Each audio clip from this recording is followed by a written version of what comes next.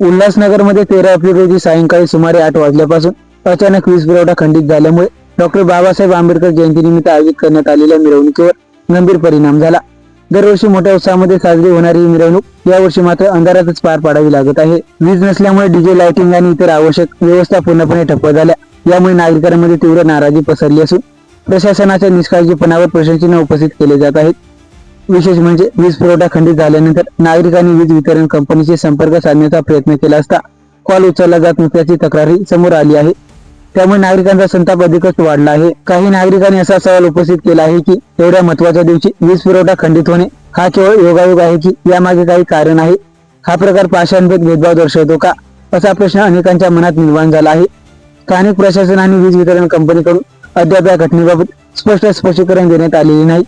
नागरिकांनी तात्काळ याची चौकशी करून जबाबदारांवर कारवाई करण्याची मागणी केली आहे।